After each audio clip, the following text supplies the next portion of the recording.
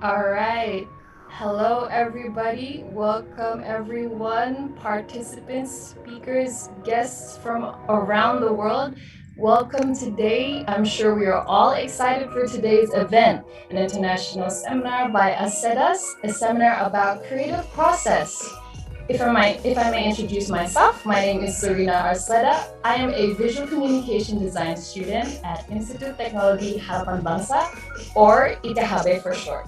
And I will be your MC for today. So, welcome everyone once again, or as we Indonesians like to say, selamat datang. Welcome. So, firstly, we would like to welcome Dr. Samuel Tarigan to open our event and make a short speech as ITHB's academic director. Dr. Samuel Tarigan, are you here?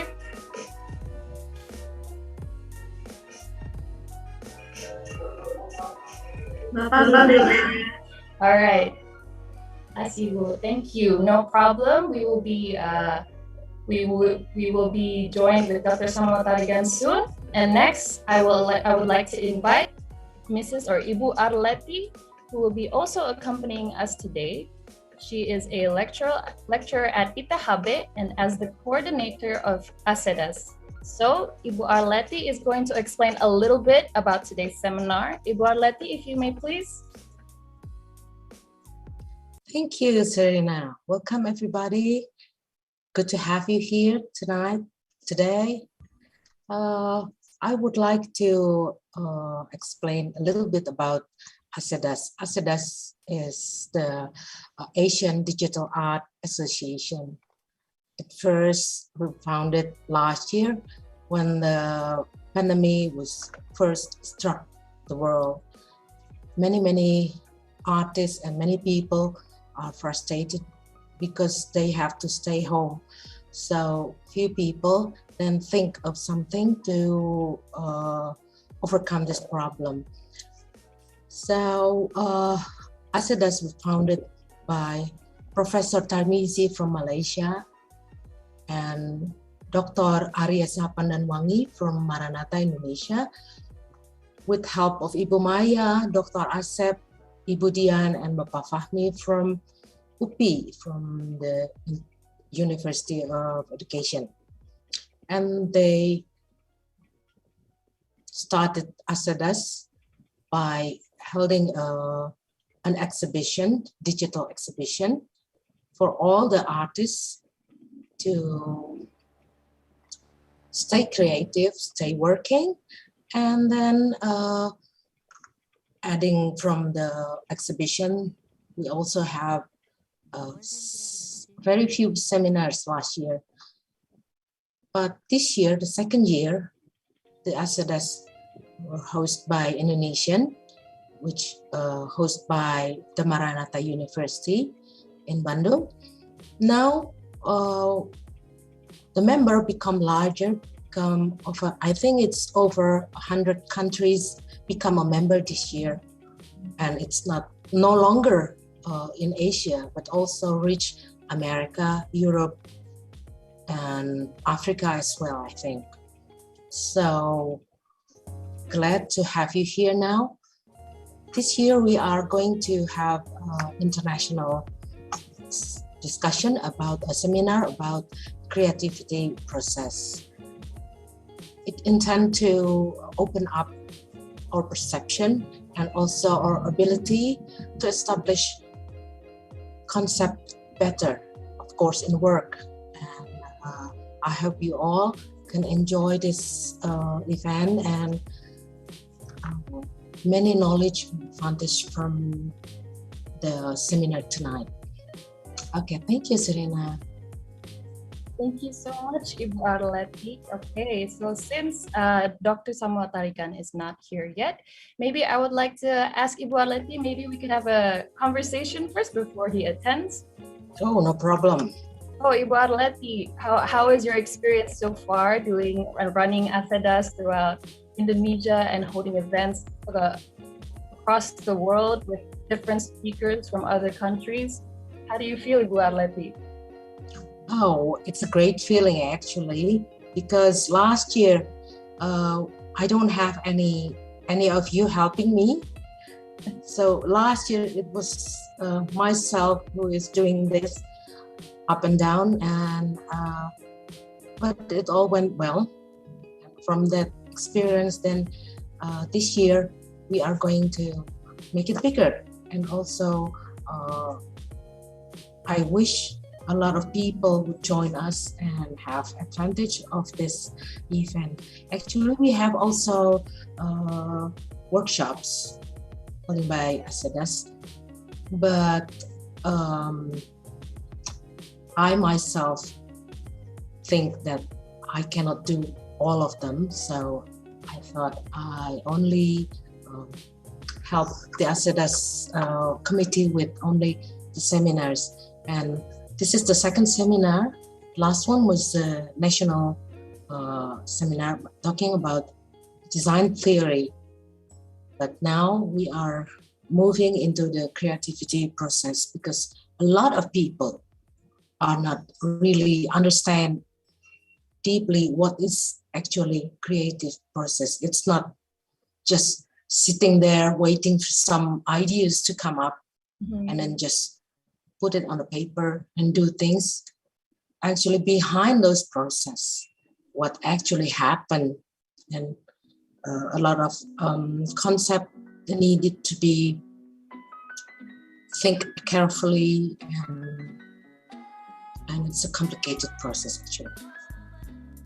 But I'm sure you enjoy the process, right? Even though with all the complications, I'm sure it's been very enjoyable for you. Oh yes, of course. I think a lot of people who work in this field is really enjoy doing creativity process, because it makes you happy. Absolutely. Same for me. I'm personally also in the creative industry, and I get very happy as well when I do artworks and so on, designs. But yeah, I'm very excited as well to be a part of the event today. Looking forward though. Next year, the host will be Thailand, so I don't know what are their plan for events next year, but I suppose it will also be interesting to follow. For sure, I have exhibitions and also seminars, but aside of that, I don't really follow what do they intend to do. So it's that sounds very exciting to be following it from around the world, coming from just different places, and you get to see different types of aspects of the creative industry and coming from different cultures and backgrounds and so on. Thank you so much for having this conversation with me, Bu Arleti. I'm sure we are all so excited to hear more about it. So now we would like to welcome Bapak Dr. Samuel Tarigan. Hello, Bapak Samuel Tarigan. Hello. Hello. Thank you so much for joining us. We are so happy to have you here. And we would like to ask you. Thank you. We would like to ask you to have a little opening speech to open our event today. If you may, please. Thank you. All right. Thank you, Serena.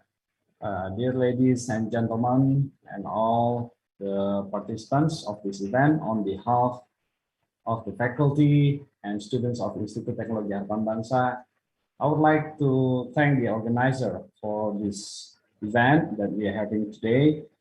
I'm also extending my utmost appreciation for the distinguished speakers from different countries. Anitra, Lykke, an illustrator from Norway, Mr. Lykke Hendrawan, our lecturer from ITHB, Mr. Vera Bianchi, an architect from Brazil, and Mr. Martinus Pasaribu, our lecturer from ITHB.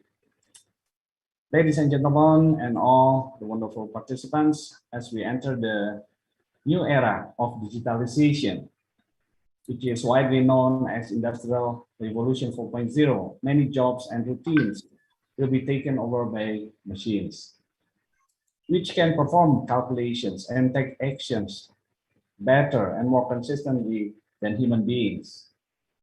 Therefore, I believe that university graduates must develop skills that are beyond technical aspects. During your study in college, you must have the ability to perform critical analysis, and the creativity to solve complex problems that are not yet solved in our society. While some people may think that creativity is a gift and given by nature to certain people, we believe that it can be cultivated if we have the right nurturing and the right environment. And to become creative problem solvers, all of us need to understand how the creativity process takes place, so we can invest in all of the elements that will foster innovation and creativity needed when we develop solutions to various problems that we face today. Helping you as our students complete the curriculum is not only our goal. By providing this seminar on creative process, we want you to walk out of ITHB with the confidence of your ability to help innovate and build creative solutions in different industries. We believe that this seminar on creative process will reveal how all of us can adopt a process to help us become more creative, and how different disciplines, not only in the area of design, but also information technology, manufacturing,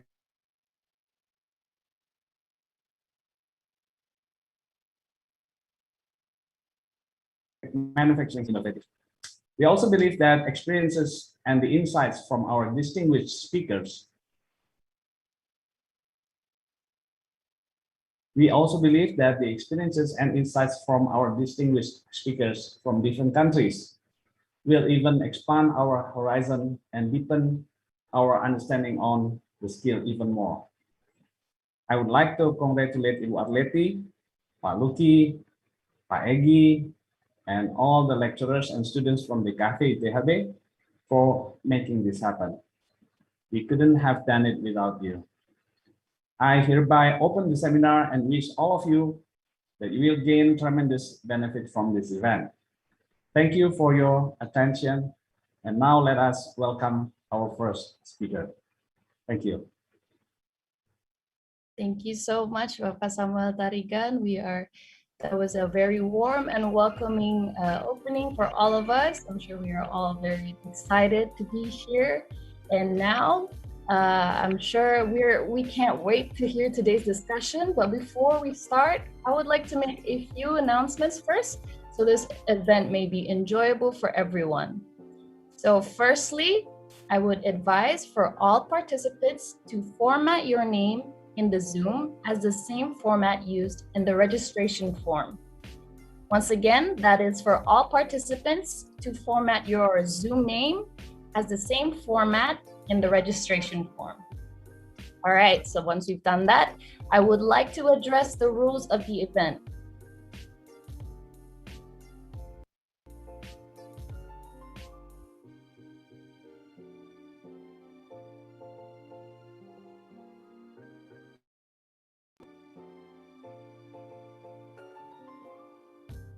All right, so first rule, participants must wear neat and decent appropriate clothing.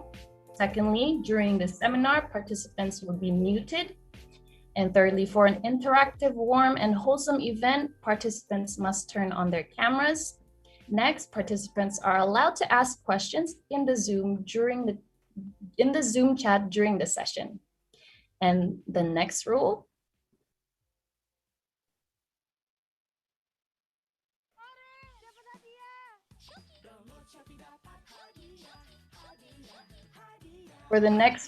participants must use kind and polite words if they would like to ask a question.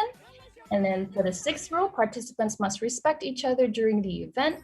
And lastly, participants must fill in a feedback form of this event that will be shared at the end of the event as a condition to receive your electronic certificate. The certificate will be made available for you a week after the event. All right, so at the end of the event, we will also be having a Q&A session, like I've mentioned before. And for that session, I would also like to address a few rules about it.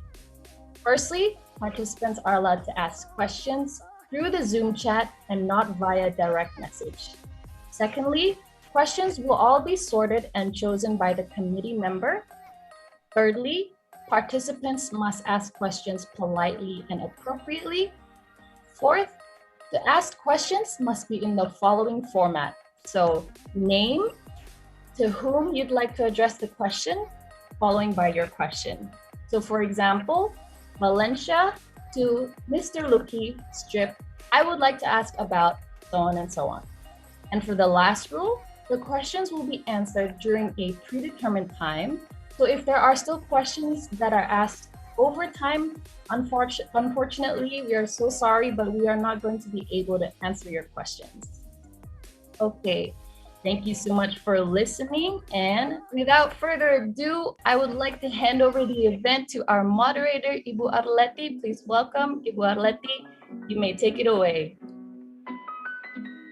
Thank you, Serena. Tonight we are having this event, so hopefully you are all ready and be excited to follow on our next program.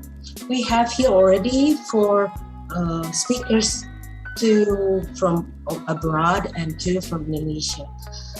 So I would like to thank all the speakers who have already put their time and effort to be here and share with us. Vera actually Ibu Vera have to wake up very early, 3 a.m. in her place, and I appreciate that. She probably now very, very sleepy. And we have 2 sessions for the seminar here. Ibu Vera and Ibu Anitra will speak in the first session, and then followed by Pak Martin and Pak Martinus and Pak Lykke. So we are now having our first speaker, Ibu Anitra from Norway.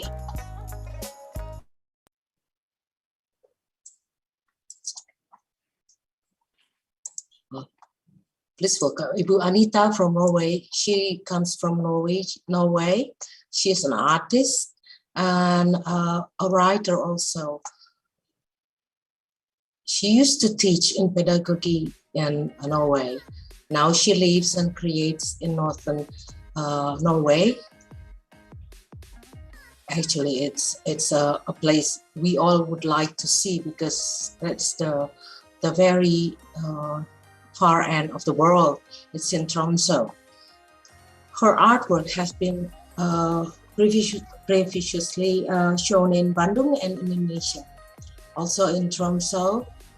And this year, in 2021, she was a jury member in the children category of Asian Digital Art Society, ASEDAS. Anitra has earned her Master of Philosophy in Social Science and Pedagogy. She also teaches in the college pedagogy and high school math teacher. Ooh. During the last 10 years, she has taken numerous classes in visual art, and creative writing. So last year, on the 2020, she came her first short story collection called The Mars Vintage and Other Stories. So good on you, Miss Anitra. Thank you. Okay, we'll now welcome her to give her presentation. Please welcome Miss Anitra. Thank you. Thank you, everybody. Well, as I would like to thank Arleti and ASEDAS for inviting me to this wonderful opportunity. And I would like to talk to you about my artistic process. So I'll go right into it. Next picture. Well, my first example is I draw and I paint, but mostly I ink and draw. Painting I did more some years ago. Well, this process, I needed to paint a particular picture for a particular competition, and it needed to be a happy and hopeful picture. And this was during COVID, mind you. Well, the deadline was pretty far ahead. I knew I had lots of time. I knew the theme. So I started working. Whenever I had some time, almost every day, I sketched, I painted, I drew, I inked, I made picture after picture. Next picture. There it is. Those are some of the pictures I made. They're not very colorful, not very happy, but they expressed what my art wanted to do at the time. Well, I made many pictures over months, one almost every day, a new piece of art, but not quite. Some of course, I used several days on, and some days I couldn't do anything and had to just throw it away. In the end, I had 5 pictures I was pretty happy with, but none of them really fit the theme. Next picture.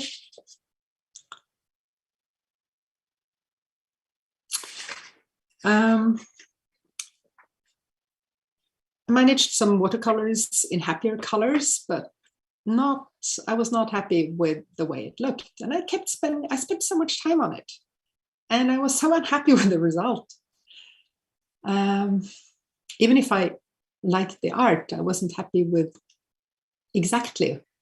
I didn't really know what I wanted it to look like. And that idea was too vague for me to articulate properly.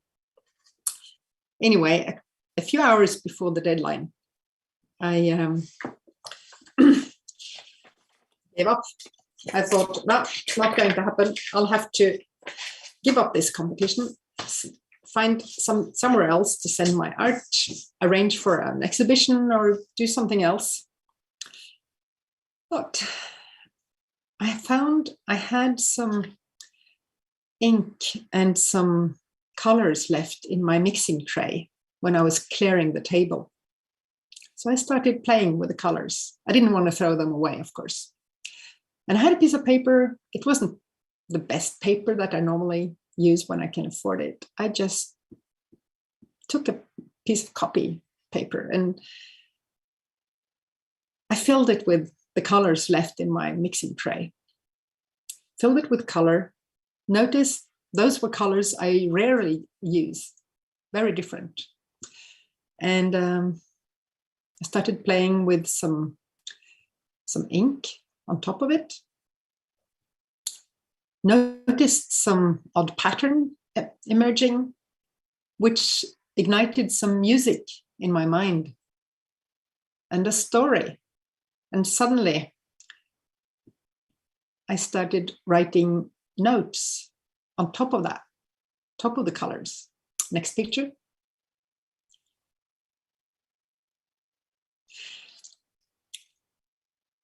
And those notes reminded me of people in a way, so I made the notes slightly more people-like. And, well, suddenly I had something that gave me the feeling I was looking for.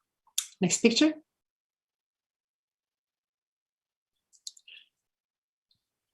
People moving, dancing, simple stick figures, but they managed to give me the impression I was looking for. Some hope, some happiness. Finally, after months of work, it was totally different from what I had vaguely imagined in my mind, but it was something that gave me an emotion I was looking for. Well, I'll give you another example. Next picture.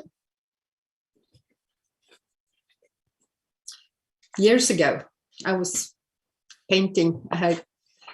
When the children were younger, I painted whenever I had some time. If I wasn't totally exhausted and needed to sleep, of course, and if I wasn't at work, there was not a lot of spare time anywhere. But whenever I could, I painted and I drew. And this picture I made, and I didn't know what to do with it.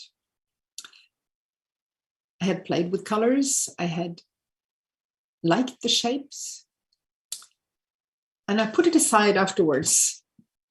I didn't know what to do with it. It didn't fit any of the themes I was working on at the time. I didn't want to put it on the wall because I didn't have a full emotional meaning in it, but I kept it anyway. With the other pictures, I didn't quite know what to do with and still liked enough to keep. And some years later, after Arlette contacted me, back, please. Yeah, I'm still on this one. She asked me about folklore. And suddenly I remembered that picture, the one with the swimming dog that looked part seal and part monster. And I had a full-blown story in my mind. I hurried to write it down. And it fitted into one of my future collections. And the picture was suddenly useful, years after I painted and drew it. And that's how creativity can also work. Next picture.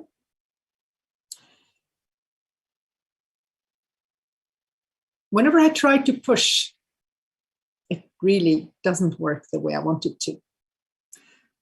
But gentle coaxing, careful reminder of good feelings and music, that helps. In this life, there are deadlines. People are waiting for products, for images, for illustrations, for stories. And whenever I create something, I try keeping a log of what I make so that I can at least show myself that I have been working, even if I can't use the picture for anything, or the story for that matter. And sometimes people don't like what I make, and I can't use it because of that. Sometimes the art fits a theme, and sometimes it doesn't. So the backup way is to try and have more than you need, because you never know, you might need it later. Next picture.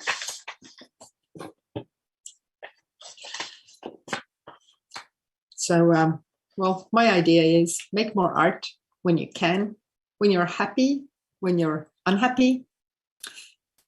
Learn where and how you can. Find the methods that suit you and learn more methods, even if they're not normal in your field. Use as good materials and methods as you can. And don't listen to the ones who say you should do it just like this or just like that. Or if they say you only have to do, you always have to know what it's supposed to look like before you start making art. That works for some artists, but it doesn't for everyone. Well, next picture. Yeah. So if you can make it for pleasure, that's a good idea. And if you can't, well, make it for your brain, because making art it's good for people. And if you can't make art at all, let yourself rest, be in the world, interact with others. And when you can, if you dare, if you have friendly people around you, show them something. You might be surprised by what they think about it. So they might like it or they might not, but that's not the important part. At least you have shown a piece of yourself that you already hadn't.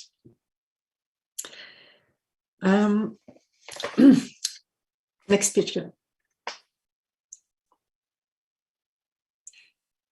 This is one of my watercolors that I drew during COVID, as I felt everything was spreading and the world was as an unsafe place. And there were small areas where COVID was spreading more and more. And other places it had already been all over the place. Other places were not yet caught by it. And now we're all over the world affected by the same thing. I would like to quote a science fiction writer, one I really admire. He said, "I thought when I was younger and a beginner that you could beat and pummel and thrash an idea into existence. Under such treatment, of course, any decent idea folds up its paws, turns on its back, fixes its eyes on eternity, and dies." This was Ray Bradbury in the book The Zen in the Art of Writing. If I have a bit more time, I would like to share the way I get into creative mode. I have 3 ways. The main one is listening to live music, classical, world music, jazz, people, children playing music even, and watching art, digital or analog art. That starts the creative life in me. So I always keep my notebook and my sketchbook with me when I go to concerts, because I always get new ideas and pictures, images in my mind. The other way is to take a walk, be in nature, preferably, but cityscapes can work as well. Even a garden, to crawl down on all fours and grab grass and plants. That can work. I used to try meditation to get into creative mode, but for me, for some reason, that did not work so often. And the quickest way that doesn't always work, but it's available more of the time. That is, I sit down with a bit of materials, some pieces of paper, some colors, but not a lot, not too many. I can't have too many choices at the same time. And I'll just start making shapes and colors, preferably with my left hand, and I'm right-handed.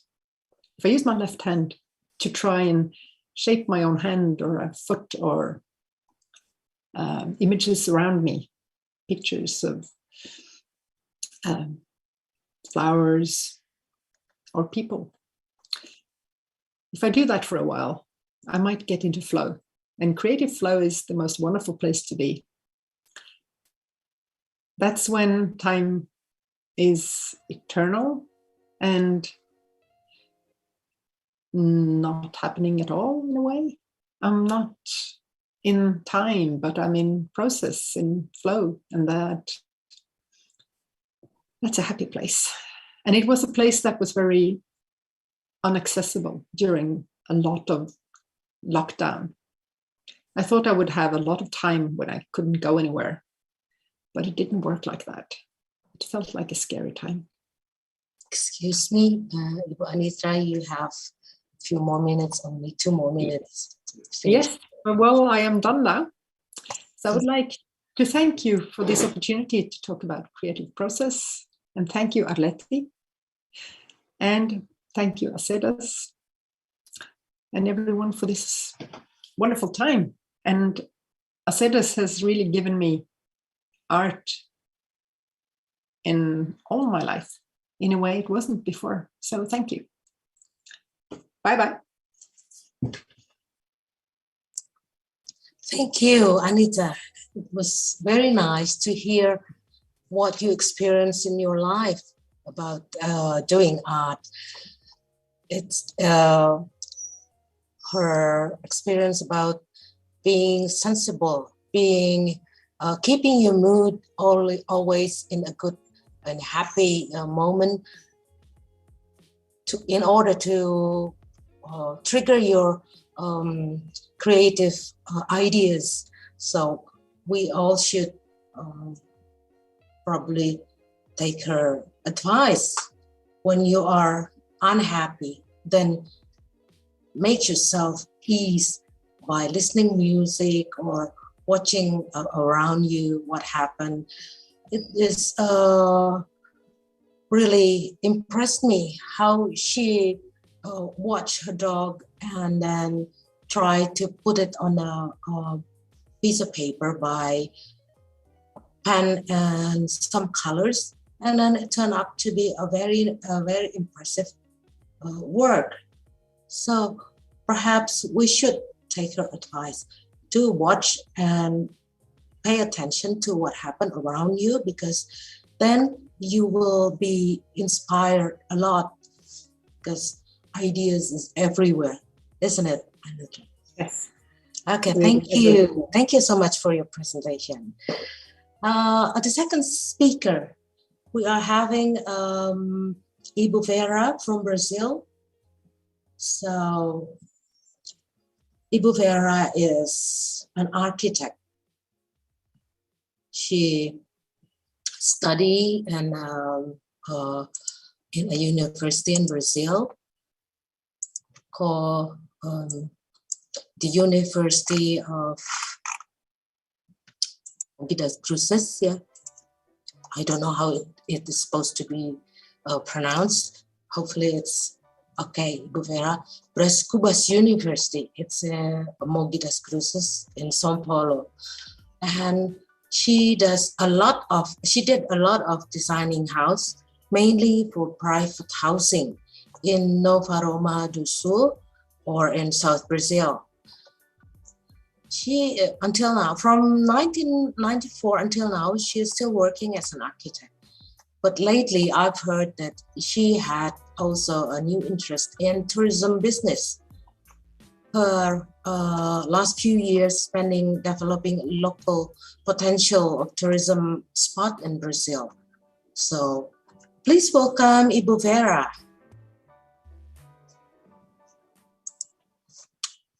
Hello, Ibu Vera. Hello? Yeah, could you start your presentation, please? Yes. Where is it? Yes. Okay.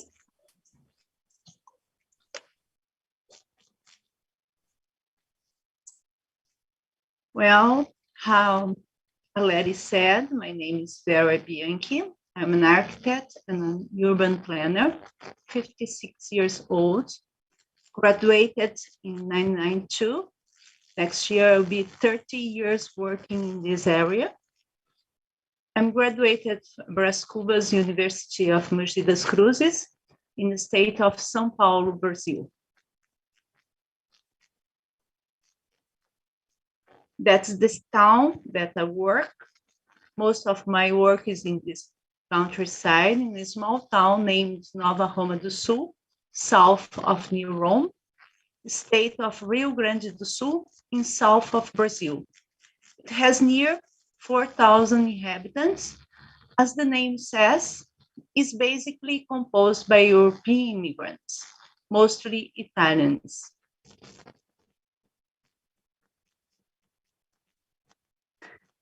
I want to show where is Brazil in the blue spot around here. It's Nova Roma do Sul. Indonesia is down the other side. You are 10 hours ahead of me. And then up there, it's Anitra in Norway.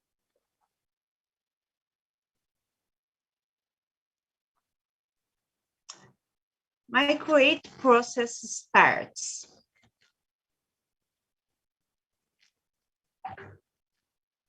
with clients. When they come to me, I start to create. My creative process is based on their dreams. It's not about what I like, but what they like. I make them comfortable to say what they want. So we start decide things together. It always will be about them, will be their dream So I will make it happen the way they want it. It demands time, patience, passion, and a lot of research. I start with the interview, double H, questioning who, where, why, what, which, and when.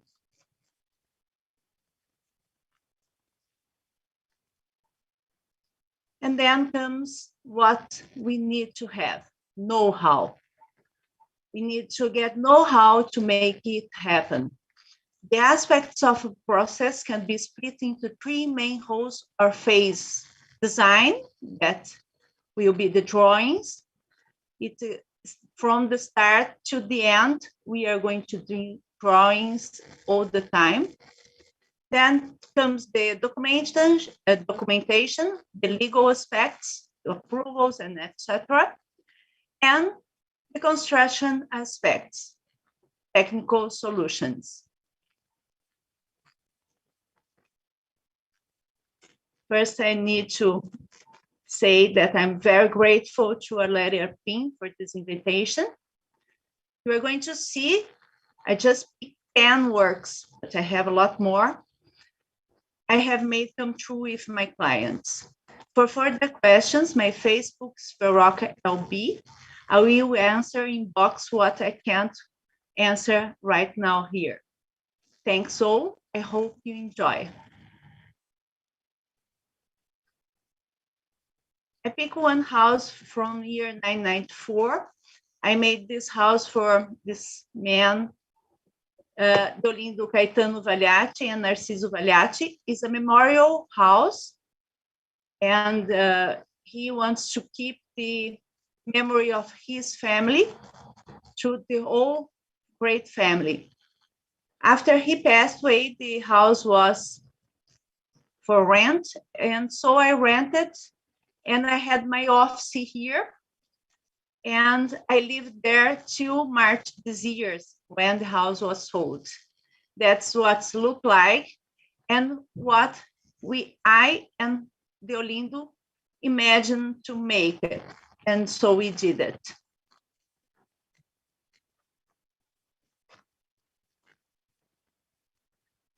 This is a house from 2000. That's from Neide Faveron and her husband. And you are going to see it outside now.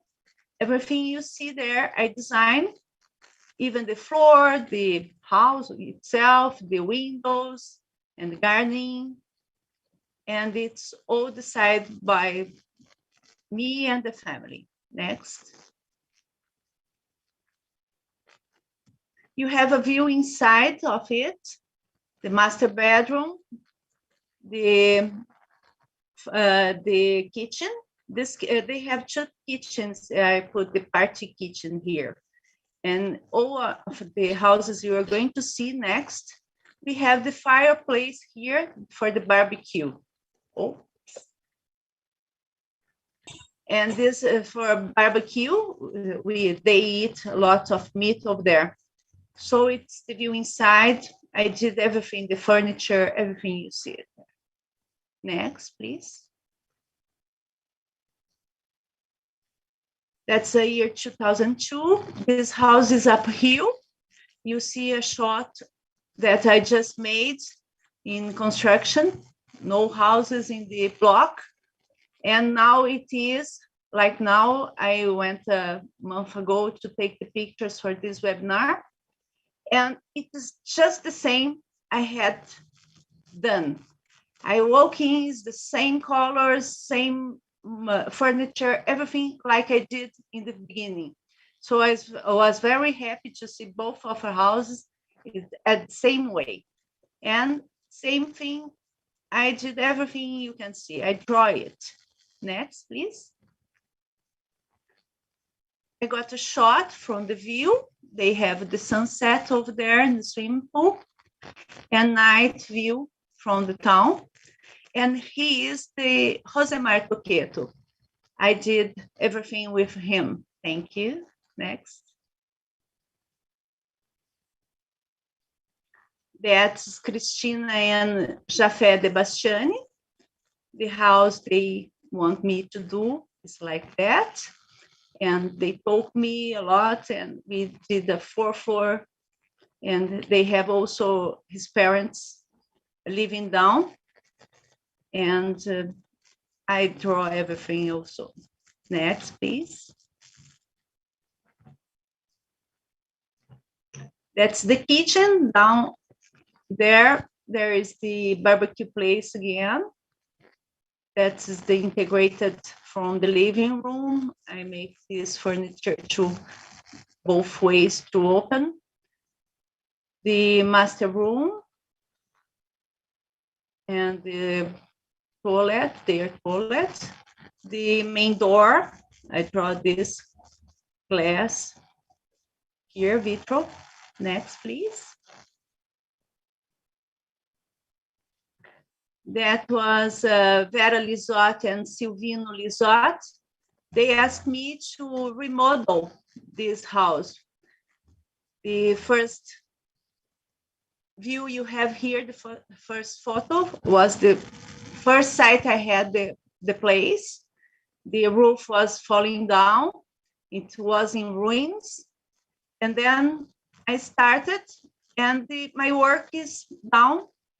It's like it is now, how I left it.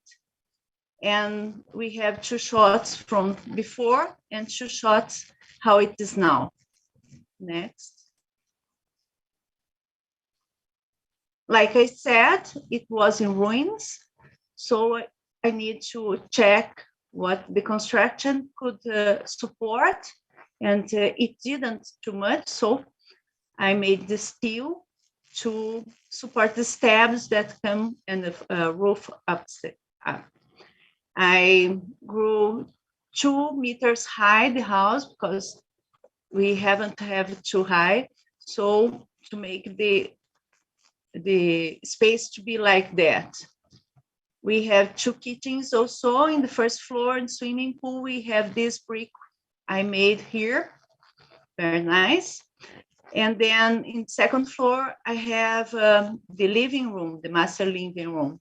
And the 3rd floor have 4 bedrooms. This is the master bedroom with its bathroom. Over in the 2nd floor also, I have another kitchen, the billiard, and the veranda with the tables and sofas. It's very, very nice place to see. Next, please. That's the house also in the town. I made for Janice and Mauro Moresco and her son Lucas and Sophie. It's up here also. When they came to me and said, I want a house, and they took me to the Milan, and I saw that wonderful view also. Then I made this big veranda. You're going to see in the next photo.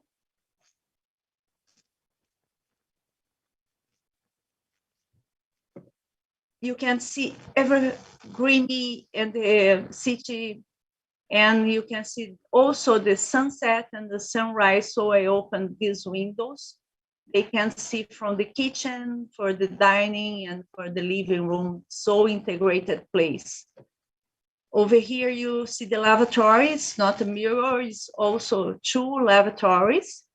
And I create this thing to make it double, to seem that was looking for a mirror, but isn't. We have the master bedroom down there and the Lucas bedroom. Lucas bedroom, I imagine a closet with 3 sliding doors. And I asked my friend in São Paulo to take a picture from the more busy road in São Paulo, it's Avenida Paulista. And I took in this and I put in the wardrobe. And with the blue color in the walls, at night it seems very, very nice, like you are inside the town. It's very nice. Next, please.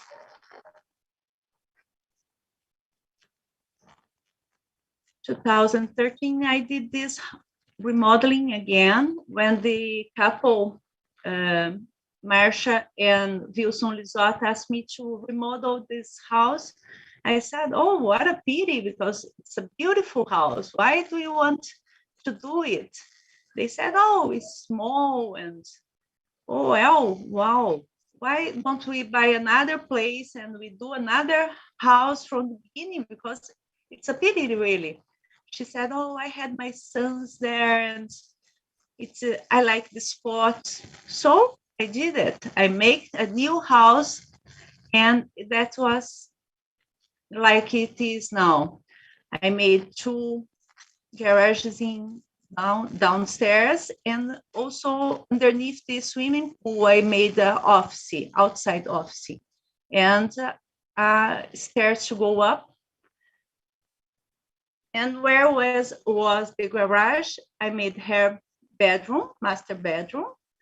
The living room stayed the same place, but I grew it front. So I have also the dining room here, so integrated. Where was her bedroom? Now is her kitchen. That's a view from inside. We have the lavatory with an Indonesian mirror up here. That's Wilson and Marcia down here. That's the master bedroom where she can see her swimming pool. In front of her, always the sunrise. She's going to see every morning in her swimming pool. Over here where I grew, that is the dining room behind the kitchen, and also the barbecue place here. And looking for the swimming pool, also we have the fireplace. Next, please. Year 2017, this person came to me and said, I want a house, I have a truck. And I thought, wow, make a house and put a truck inside it is not an easy thing to do without get strange to see the truck inside. So I make it round the garage, and the first view you see with the pineapple palm trees here, you can see where I put the truck, the garage. It's down underneath. It's several levels, the house, because the truck, of course, a view from the swimming pool. Next, please. Then you can see part of the several levels here. I have the kitchen and the dining room and the living room all together, just from stairs dividing it. And it's not it's a real image, it's not a design image, it's how the house is inside. I made a lavatory here with onyx marble. It's translucent. I put light on, and it's every time you turn on the light, the lavatories you are going to see like that. It's beautiful. And then we have the fireplace, and is 6 meters high, this to the ceiling. And this view here, you can see the mirror in the right wall. So it make it double again. Up, you can see the master bedroom. And over here, you can see the closet. That's it. Next. Oh, this couple is Bonet and Sylvia Roldo. That is the second house I make for them. It's still in construction. And the first one I had made when they just got married. So they had kids and so on. And after 15 years, they came to me and said, oh, Vera, I want another home because that is too small. Can you remodel? I said, no, I can't remodel because you want so much thing. I can't do that. I need to put it down and do it from the beginning. So I told him, oh, you might have another land. So they bought this land and I went there, and you're going to see just the outside because we're still working on it. Next, please. That is the view from the outside of their house. Next.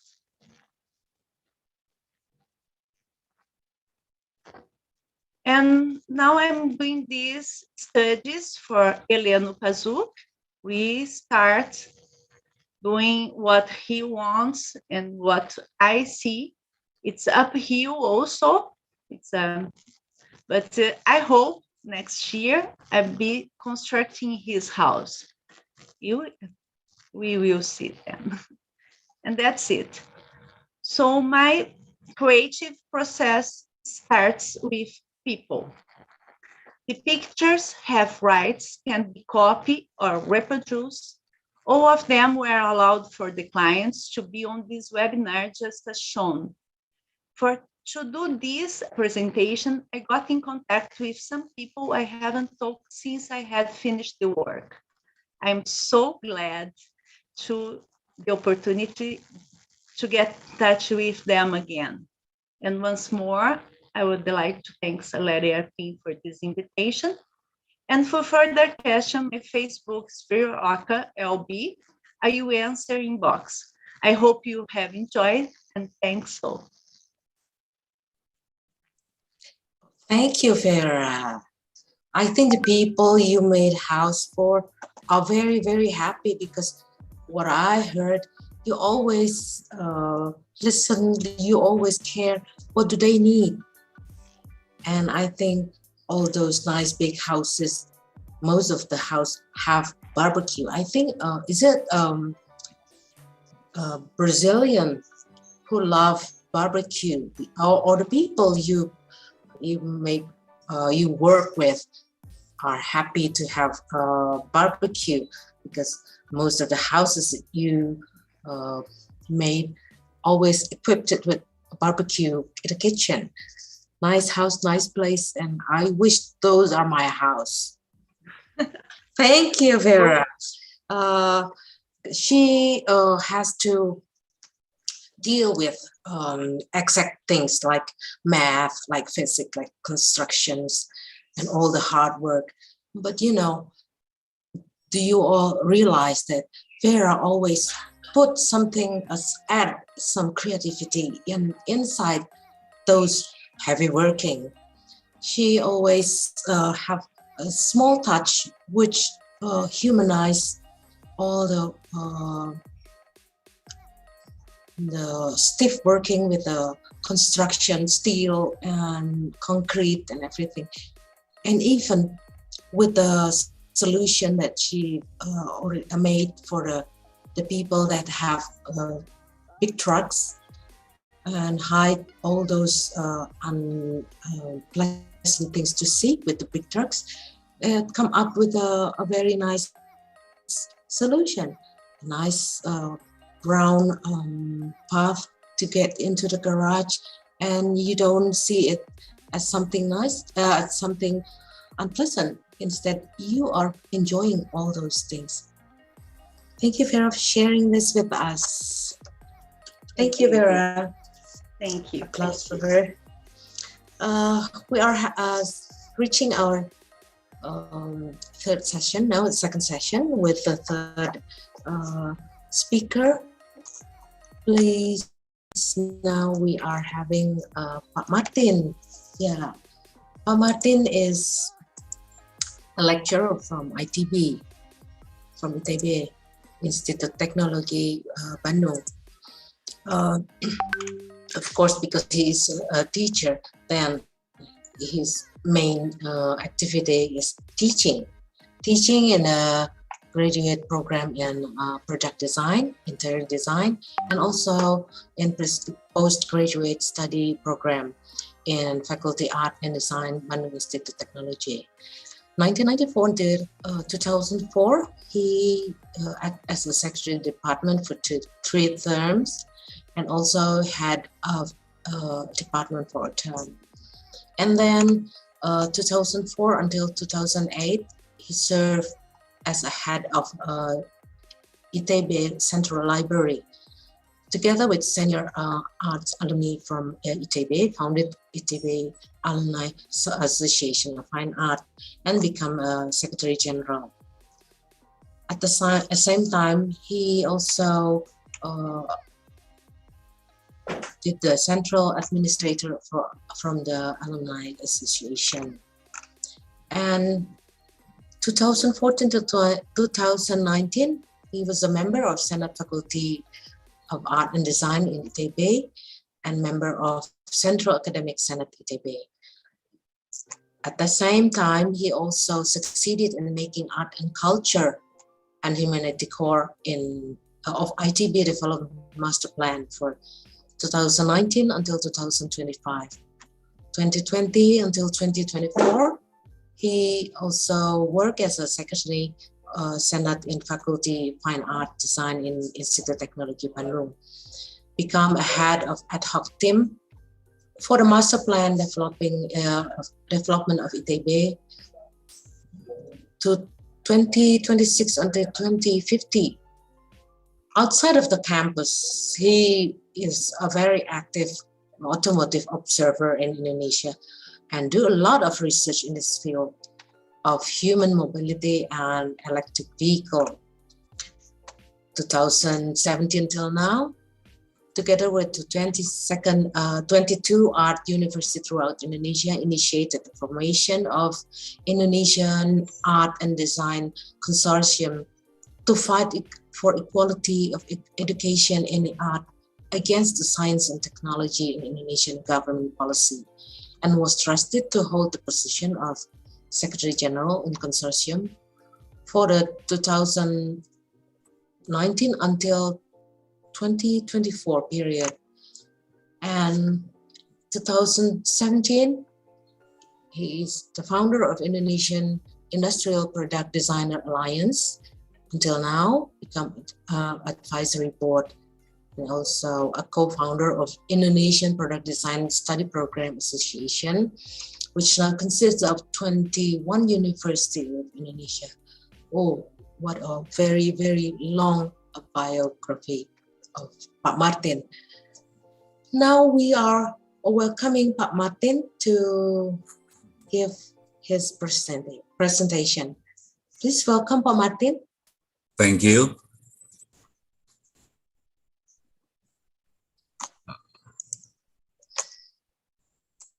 We are going to play the slide show. Oh, thank you, thank you. Okay, good evening. Thank you for all being here. On this occasion, I would like to present this short material about creativity, innovation, and design. Then about the role of creativity in design innovation. Why did I choose 3 words like creativity, innovation, and design? Because the 3 things are being the component that people talk the most when discussing about what is often referred to as the creative industry and human advantage over smart machines that use big algorithm data analysis. What is the relation between creativity, innovation, and design? Creativity can be defined as the use of imagination or original ideas to create something. Innovation, on the other hand, means new approaches, ideas, products, etc. Creativity is a spontaneous evolution of fresh ideas and out-of-the-box thinking, even no box at all. So what is the position of creativity in innovation? Creativity is the development of fresh ideas, whereas innovation is the procedures of making these ideas real so that they can be used in the design process. Lastly, Good design means good business. All three are related to the advancement of new knowledge, facts, objects, and their use to be monetized into a profitable business. Let's see the next slide, please.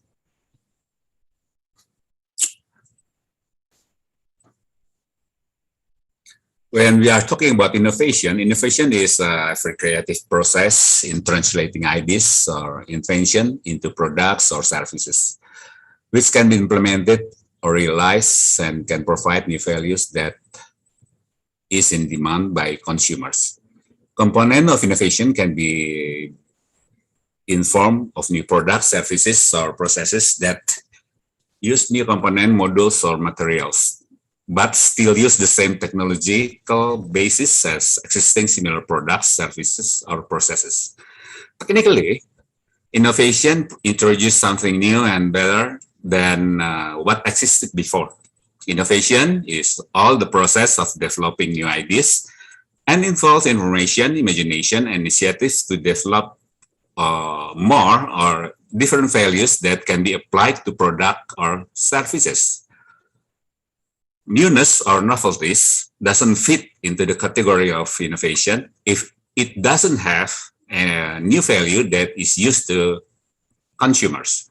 Therefore, designer must continuously seek ways to innovate better by improving quality, durability, service, price, and ultimately being able to produce even better product or services. In principle, for innovation to take place effectively, it must be simple, clear, and focused. Furthermore, in order to complicate the innovation process to be carried out, it must be carefully designed to develop specific applications by getting closer to the user side or redefining the market. Next, please. So here about design. Good design is always the output of research activities that are creative and agile, capable of managing information on science, technology, and art to further produce these values and immerse them both into the form of products and services that are able to answer the needs, desires, and expectations of the community in an organization. Certain context of space and time able to bring and bind them into a pleasant experience when interacting with the products they consume. Good design is an outcome of research activities in exploring dynamics of changing societal trends. Furthermore, building product and or service ideas that are full of meaning to foster the new socio-cultural trends in order to bring people to a new way of life for a better future. Good design is also the result of research activities in exploring humans, both as users and as markets. Therefore, in stages, it's necessary to build a system that can develop the sharpness of designers' perspectives in seeing these two human sides, so that in the end, sustainable socio-cultural economic ecosystem can be built. Next. So now we try to talk about creativity in design innovation. Next. What is the difference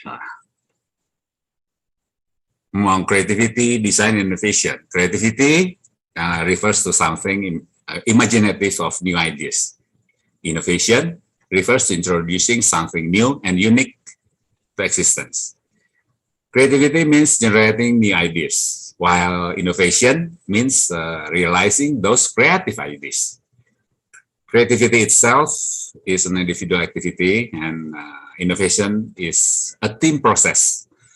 That's the difference, yeah. If creativity come from ourselves, and innovation is a team process. A good innovation process requires the creativity of a superior work team. So what is the role of creativity in design? Creativity plays a big role in how to solve problem is described, what alternatives can be chosen, and how to find new ways of looking at the problem. Creativity is the ability to construct new ideas, to design new perspectives on the existing one. Creativity and innovation have always been recognized as a sure path to success. Stimulating creativity and exploring completely new and unknown before territories lead as a result of to increasing the productivity of the system, encouraging designers to think outside the box or no box at all, and giving them time and resources to explore new areas for innovative ideas is the key of productive solutions. Creativity itself improves the process of solving problems or creating new demands and novelties. It doesn't matter if we are talking about developing a new strategy or an innovative way to stay ahead of the competition. Creative problem solving gives that competitive edge that any design is striving to achieve. So what is the importance of creativity and innovation in producing a good and right design?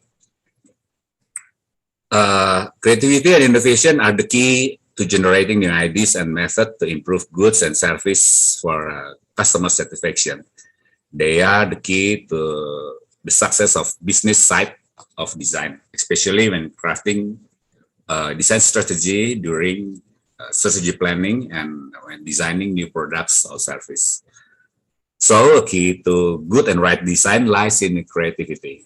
Next, please.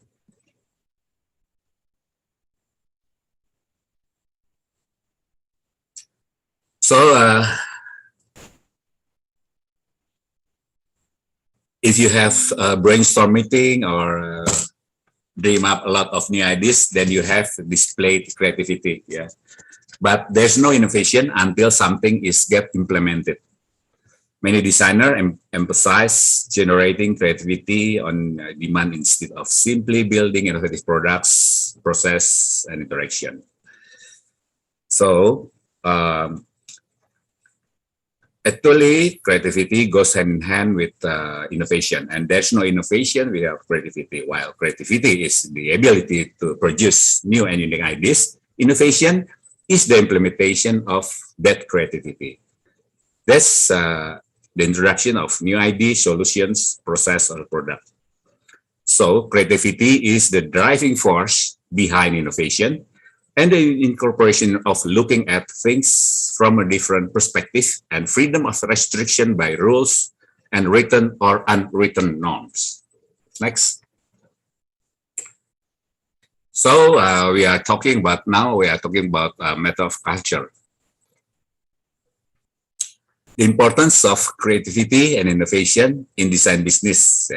Creative business ideas set designers apart from one another. Without creativity and innovation, every designer would follow the same pattern in marketing, promotion technique, or even goods and services they may be selling.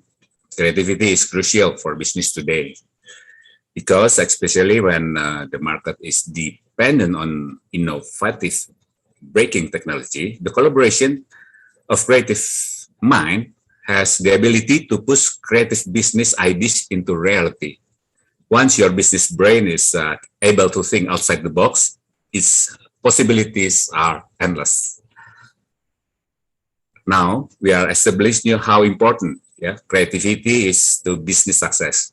It is only fair that designers have the opportunity to channel their inner creative mind. Next, please. Next. Yeah, thank you.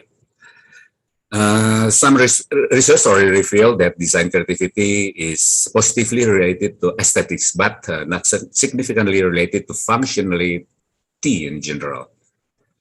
This shows that ergonomic and visual appeal, so-called aesthetics, tend to be more important than performance or functionality of design, while it concerns design creativity. However, it appeals that the relationship may vary from one design to another, according to the aesthetic and functional attributes of design. So the study shows that creativity is not significantly related to usability, while represent the same dimension of functionality. Furthermore, it was shown that the design expert who were involved in case studies considered creativity, novelty, and surprise as the same dimension. This goes against a common understanding of design creativity that involves usability and novelty as a core element, as well as recent findings that consider surprise as a third distinct element of novelty. It can also affect how we normally judge creative designs, which is primarily based on the new and useful creative features of design. Next.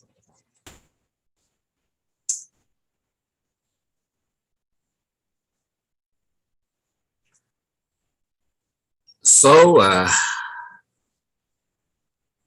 next, please. Next slide. Yeah. So, how can we foster individual creativity using for sense making process? Yeah. First, about preparation. Preparation starts with gathering information and materials, identifying sources that could trigger inspiration, and gaining knowledge about work or problems at hand. This is often an internal process, yeah, thinking to generate and engaging with ideas, as well as external process like coming out into the real world to gather the data, resources, material, and expertise. During incubation period, we shift our focus away from problems and allow our mind to rest. While our conscious mind wanders, the subconscious engages in a combination game, talking different ideas and influences and finding new ways to put them together. The third is about the incubation periods. After the incubation periods ends, the insight that emerging from the deeper layers of our mind, it penetrating consciousness, often in dramatic ways. Insight can come when you're busy with something unrelated, of course. It seems that it come out of nowhere. The solution presented itself, and then that's the unique way our brain entities work that we generally underestimate. Yeah. So the last step is verification phase. Yeah. In this phase, any ideas arise in stage 3 are defined and developed. We use critical thinking skills and aesthetical judgment to hone and to perfect our work, and then communicate its value to others.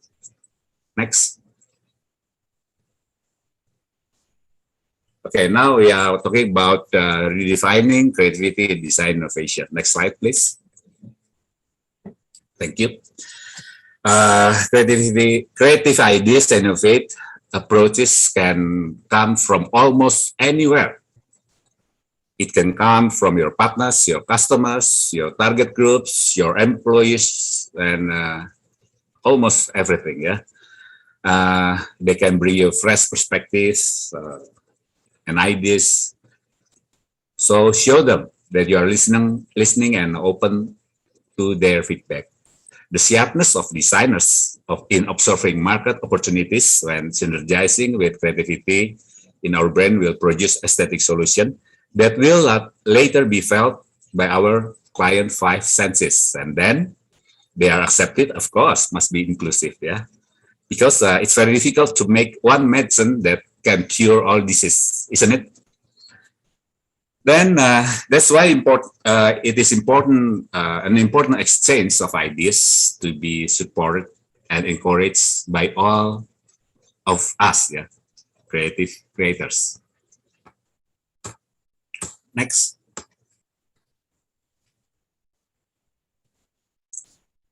So creative design innovation very depends on the ability of the designers to play with so many social shells such as identity and self-symbolization by build community groups that have the potential to become our target audience, clients, or market. In game theory, there is interaction between stakeholders in making optimal decisions based on the action and reaction between these stakeholders. These are elements of layers, results, strategies, matrix, point of reference. There is both conflict and cooperation between intelligent decision makers. At last, there are win-win solutions. Next.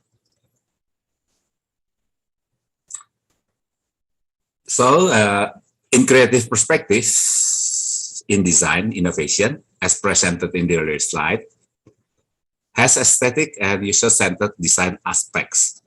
On this slide, another offer is to develop creative design innovation that can have a wow factor. Through the associating process, questions, observing, experimenting, and networking, we can do research on prediction of people, futures, desires. In hope for the evolution, even social, culture, and technological revolutions that are taking place more rapidly and seems unpredictable. Next. Thank you. As a sociological paradigm, a design paradigm is a constellation of beliefs, rules, knowledge, etc. Yeah, that applies to a particular community. Here, the paradigm is not a specific result, but a system of underlying ideas that causes various solutions to be normal of use. Yeah. The design paradigm presents a new approach of solving design problems. And thinking about how things work is a powerful tool to produce various design innovation that are really wanted and needed by anyone who is our target. As a creative actor, of course, we have to see that there are two groups of society that are our target audience. One is the rigid with a good design concept. Another is a more dynamic. Here, we are required to continue to train our creativity in order to further sharpen our creative intelligence. Next. As the closing. Next, please.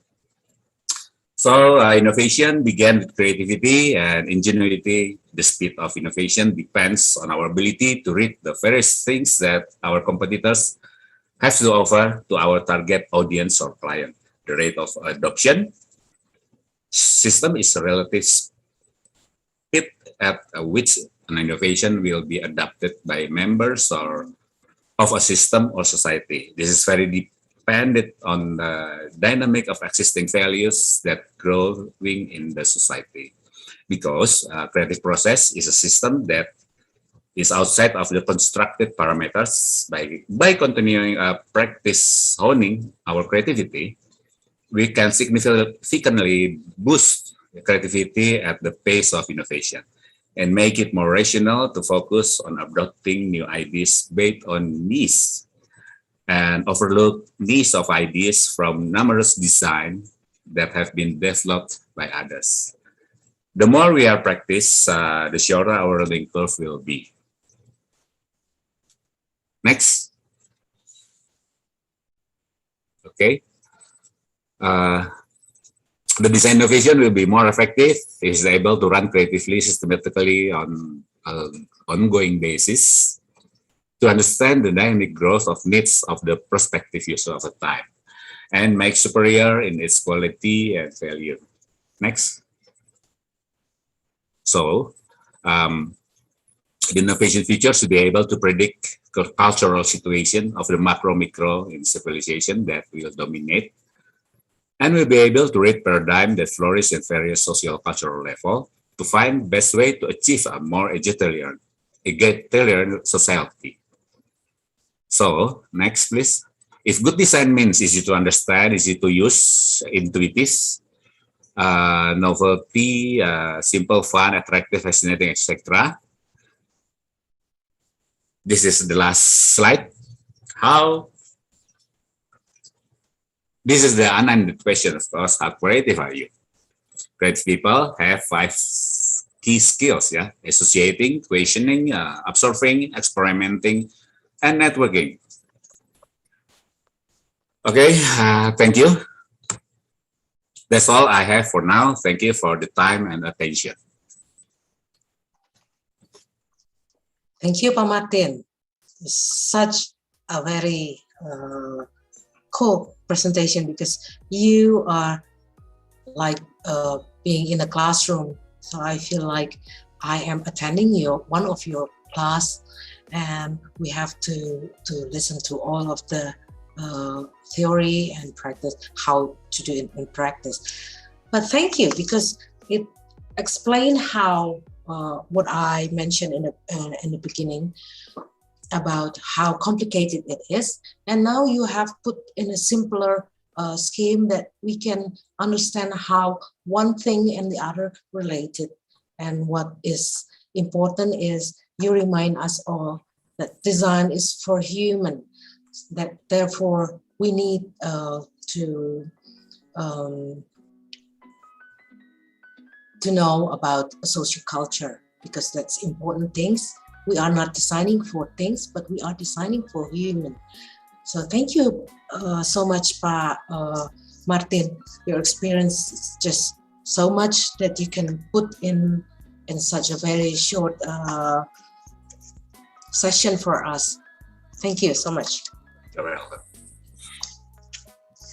Now we are about to hear what is Pak Lykke is going to share with us. He is our fourth or last speakers. Pak Lykke is from ITHB. He teaches, he lectures in ITHB. Pak Lykke graduated from Visual Communication Design Institute of Technology of Bandung, and also gained his master's degree in the same place, as he is a lecturer, but he also designed visual communication as outside of the campus. And Pak Lykke is also an active researcher, especially about design and Indonesian culture. He also a founder and supervisor of Bumidega, a local cultural studies of community in Bandung. He was invited in many places to as a guest speaker in numerous seminars and discussion about culture and nationalism. But he also do his work and exhibited. One of the last exhibition was in ASEDAS also in 2020. The first ASEDAS International Virtual Digital Art Exhibition. And then the Aesthetic Pandemic in Maranatha, Bandung. And since 1919 till 2015, he also exhibited in many places in Indonesia and abroad. Oh, well, why don't we welcome Pak Lykke now? Pak Lykke, please come into the stage and then give your presentation, please. Okay. Thank you. Peace greeting, salam damai sejahtera untuk kita semua. May we all always be in good health and safe or happy. First of all, I ask permission to use the Indonesian language that I know well, so that I don't make a mistake or lose the meaning at this seminar. The seminar topic that I offer is entitled creative thinking, contextual thinking, spiritual thinking, and wisdom. Jadi saya mohon izin kepada semua untuk membawakannya dalam bahasa Indonesia agar tidak terjadi salah persepsi dan tidak kehilangan makna dari materi seminar ini. Karena saya lihat the majority yang pada ikut di seminar ini kebanyakan masyarakat atau bangsa Indonesia. Jadi biar tidak pegal dan tetap kreatif, still kreatif, lebih rileks supaya kita bisa memahami apa yang saya sampaikan. Jadi isi materi tersebut berasal dari hasil pengalaman, pengamatan saya sebagai pengajar dan desainer, serta ruang kebudayaan, serta kesadaran saya sebagai manusia seutuhnya. Kemudian, tolong slide-nya digeserkan. Next slide.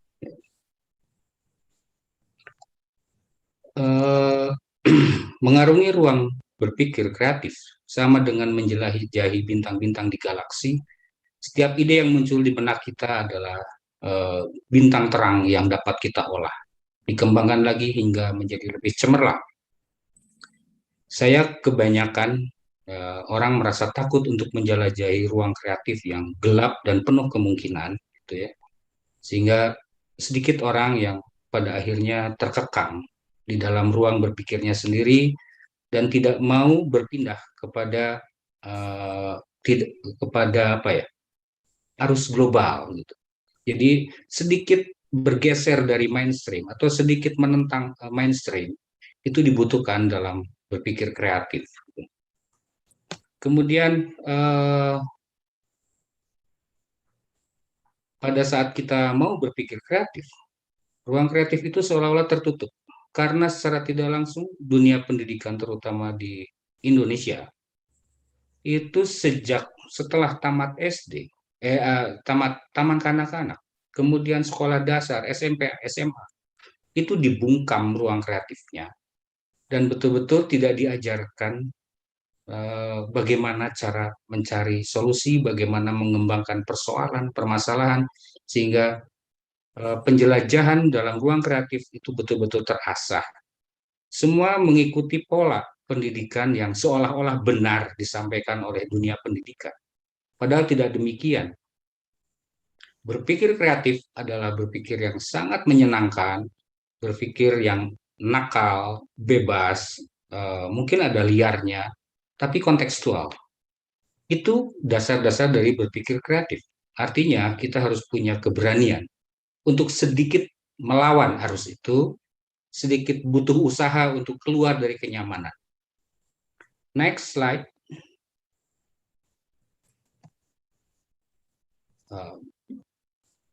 Ini ada satu yang disampaikan oleh seorang bapak fisikawan dunia, Albert Einstein, luar biasa sekali. Jadi mengeksplorasi gagasan selayaknya menjadi proses yang menyenangkan. Oleh sebab itu jangan mengatakan tidak mungkin. Ketidakmungkinan, begitu kita mengatakan tidak mungkin, kreativitas kita langsung tertutup, pintu kreatif kita tertutup. Jadi biarkan segalanya lahir, biarkan segalanya muncul sedemikian rupa. Contohnya handphone, komputer, internet, serta objek-objek lain di sekitar kita lah ya, sesungguhnya adalah gagasan atau harapan manusia zaman dulu. Seperti halnya kita tidak pernah memikirkan bahwa dunia internet itu akan seperti sekarang. Tapi orang zaman dulu menginginkan bisa berkomunikasi jarak jauh dan direalisasikan di zaman sekarang. Dan apa yang diharapkan oleh manusia zaman dulu itu ternyata bisa terjadi. Jadi apa yang kita cita-citakan hari ini mungkin akan terjadi juga di masa yang akan datang. Jadi jangan takut untuk keluar dari pemikiran umum.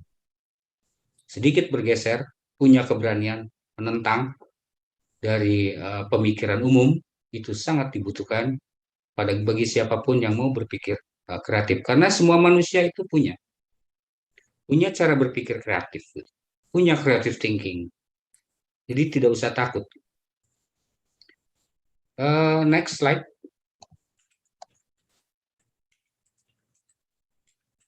Nah ini needs everything, possible everything, atau serba ingin dan serba mungkin adalah watak dari berpikir kreatif. Di sini lain kesadaran kita mengetahui bahwa tidak semua keinginan dapat terpenuhi dan tidak semua kemungkinan dapat terjadi. Itu sudah ditanam di kepala kita. Padahal ketika kita berpikir kreatif itu bisa dibuang. Hilangkan saja. Apa yang dianggap tidak mungkin harus dianggap mungkin untuk sementara di dalam ruang berpikir kreatif sebelum kita memasuki wilayah contextual thinking. Di dunia ini tidak ada satupun yang dapat memuaskan manusia secara absolut. Maka dari itu, biarkanlah pemikiran kreatif bergerak bebas, liar, nakal. Tugas kita dalam ruang kesadaran hanya mengendalikan sesuai kebutuhannya. Ini yang dibutuhkan gitu, di dalam berpikir kreatif. Jadi kesadaran kita harus tetap terjaga agar tidak keluar dari konteks atau terhubung terus dengan gagasan awalnya apa. Karena konsep itu hanya sebuah abstrak. Nah, jangan sampai keluar dari situ. Next slide.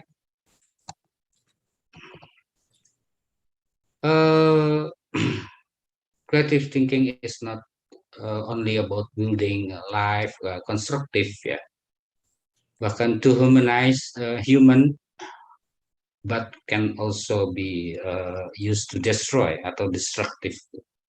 Jadi berpikir kreatif itu sebetulnya juga bisa menghasilkan benda-benda yang bukan hanya membangun, tapi bisa juga menghancurkan.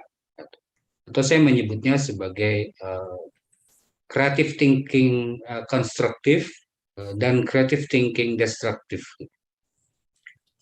Ini kita bisa temukan ya di zaman pada masa lalu bagaimana kita tidak pernah mendengar ada sebuah pedang apapun bentuknya, mau itu jenis katana atau pedang-pedang yang ada di negeri-negeri lain, itu digunakan untuk mengiris bawang, mengupas kentang, itu nggak ada.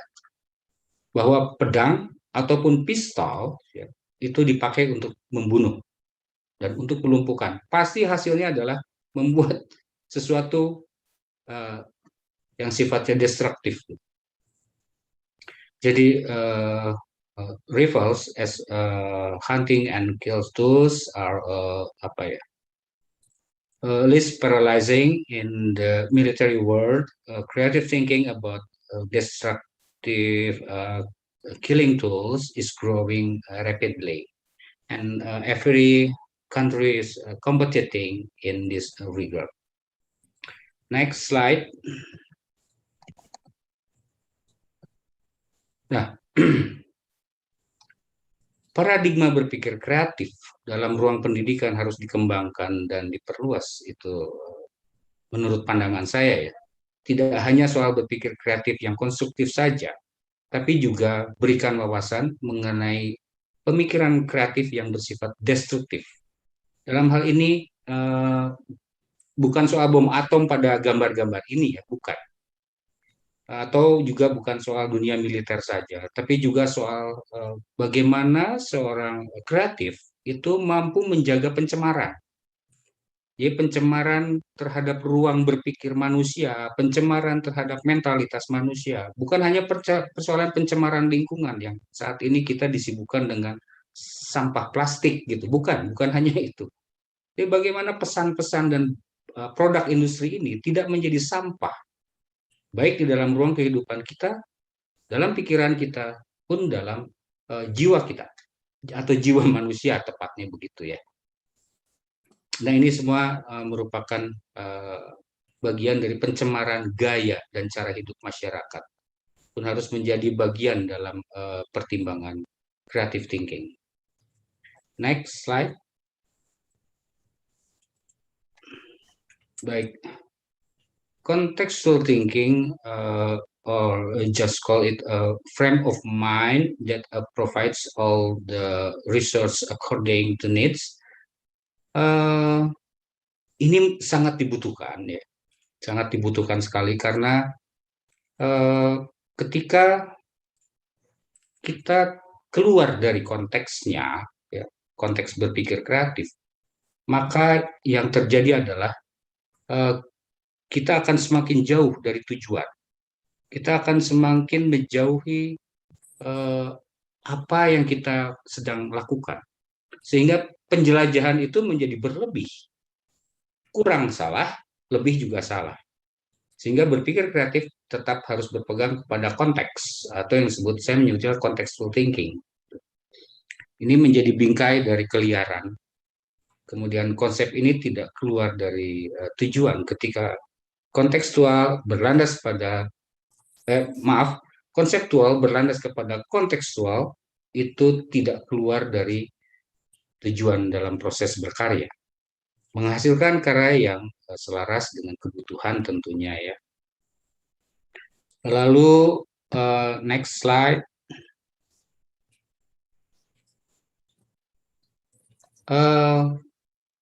Konteks, konsep, dan konten. Intinya itu. Tapi yang saya bahas tentu saja mengenai kontekstualnya, ya, karena conceptual thinking juga dibutuhkan, sangat dibutuhkan. Tapi seringkali kita terjebak pada penyusunan konsep yang dibuat secara mendetail, tapi tanpa sadar mengabaikan pendalaman konteks. Ya. Atau contextual thinkingnya seringkali kita abaikan. Padahal mendalami dan memahami konteks ibarat membangun sebuah fondasi untuk sebuah bangunan.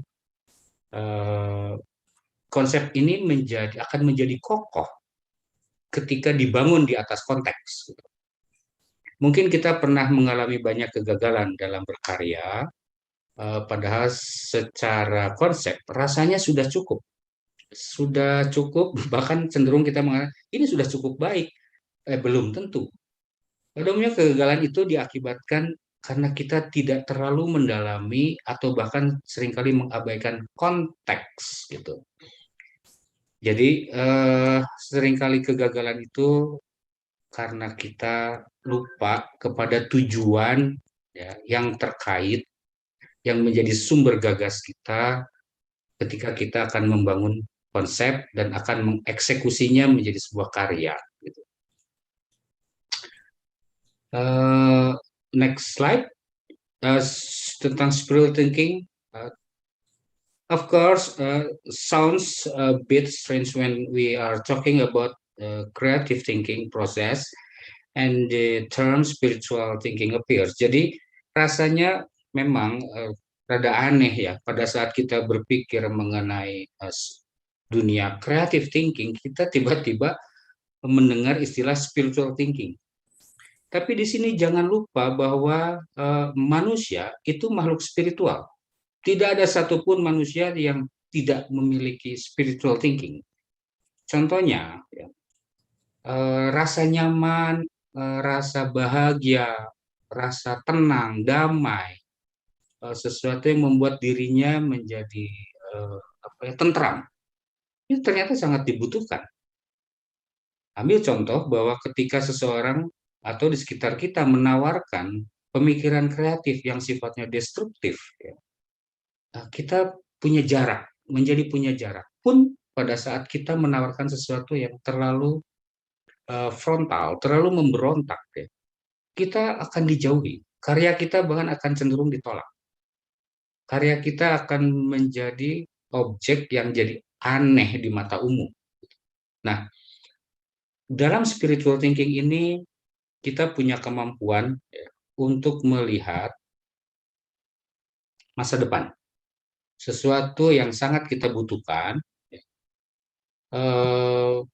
di mana kita betul-betul mampu melihat apa yang akan terjadi di masa yang akan datang pada saat kita melakukan proses pendalaman secara spiritual, bahwa manusia itu ternyata ada kebutuhan yang non estetik, tidak sekedar estetika, tapi juga manusia itu membutuhkan nilai.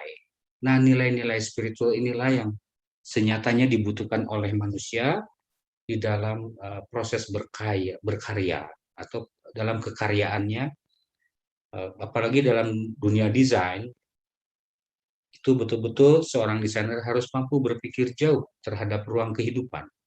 Jangan sampai dunia kehidupan ini rusak hanya karena kebutuhan industri, kebutuhan ekonomi gitu ya, yang seringkali dipakai oleh sekelompok orang. Sehingga karya kita biasanya kalah oleh kepentingan ekonomi dan industri. Nah, pengertian spiritual ini kemudian harus dibuka selebar-lebarnya, sebab yang tadi saya bilang bahwa manusia sesungguhnya makhluk yang memiliki kecerdasan jiwa. Itu tidak bisa ditolak. Nah, ini seringkali kita melupakannya. Karya kreatif sehebat apapun, jika tidak menenangkan jiwa tentu sulit diterima. Kemudian kebutuhan jiwa sudah pasti bukan objek materi. Lalu apa yang harus dilakukan dalam ruang desain terkait estetika dan etika? Next slide. Baik. Dalam persoalan estetika dan etika, saya mencoba menyajikan dua gambaran. Gambar sebelah kiri tentang tato. Di wilayah sebelah kiri secara penampilan itu tidak menyeramkan, tidak menakutkan, dan bilang saja bagus. Sedangkan yang sebelah kanan ini merupakan raja tato. Estetiknya dapat, tapi di sini etiknya yang luar biasa, etikanya. Tidak semua orang boleh memiliki jenis tato seperti ini, jenis raja seperti ini yang ada di Thailand, karena ini hanya dilakukan dalam upacara tertentu. Nah, hal ini mirip dengan yang ada di suku Mentawai di daerah Siberut. Juga sama dengan yang ada di daerah Kalimantan.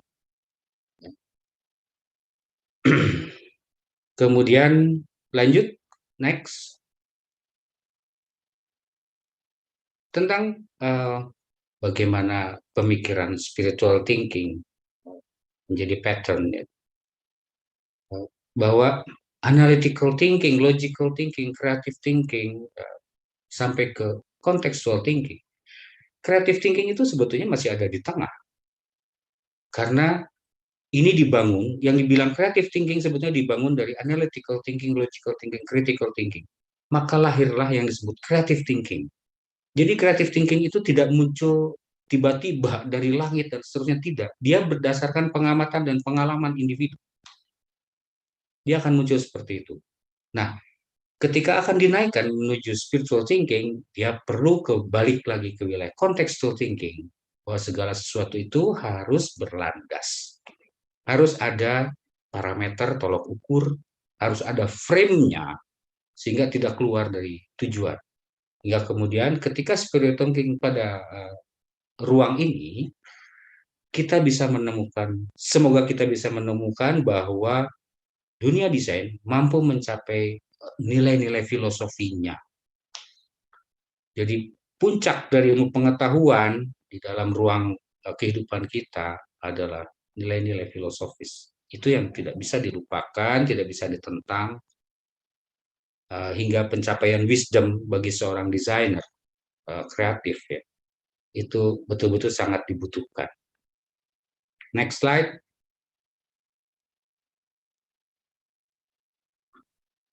Sebagai conclusion, bahwa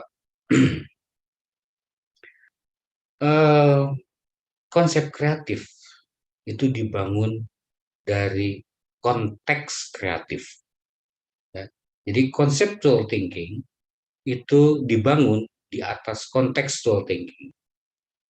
Kemudian designer not only care on aesthetic and issues, but consider on ethics too, responsible for a sustainable civilization. Jadi turut bertanggung jawab di dalam ruang kehidupan, membangun peradaban yang berkelanjutan.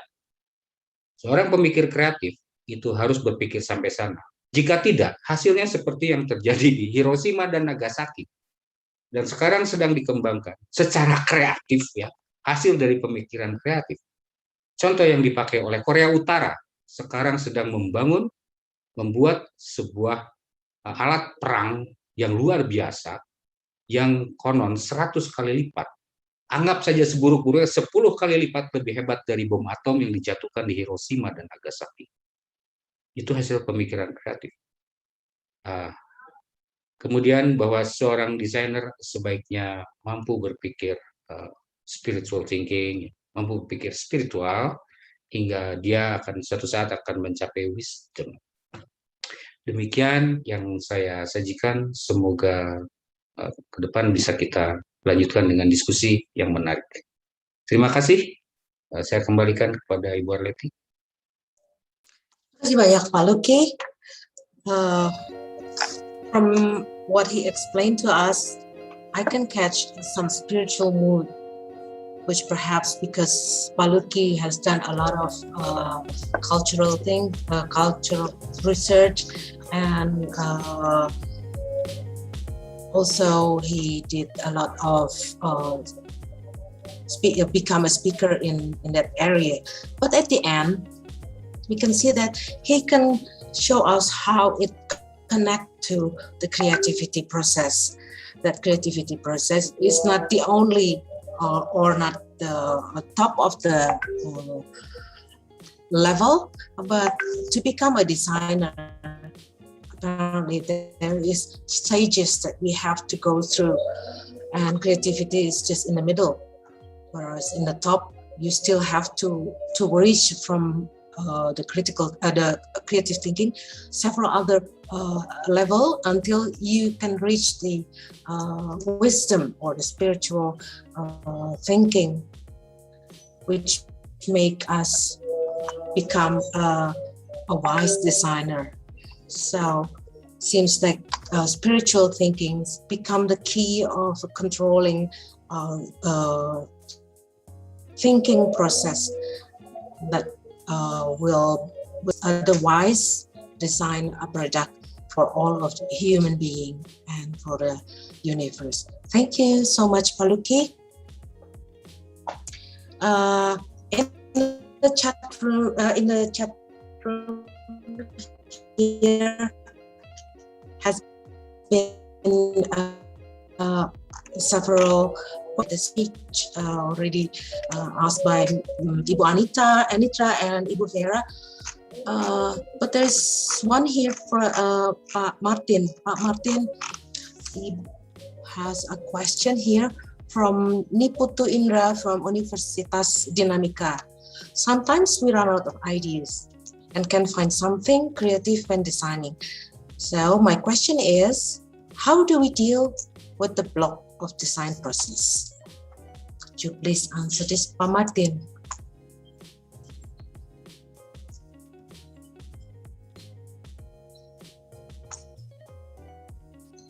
Actually, it's very interesting if we talk in bahasa Indonesia, okay?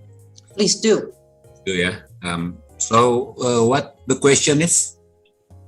Because there's two questions. First from her and then from Cindy, ya. Okay. Ya.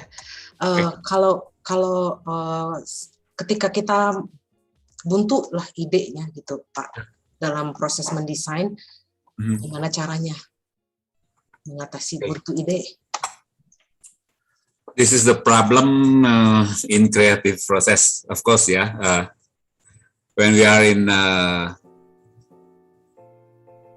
elementary school, middle school, high school,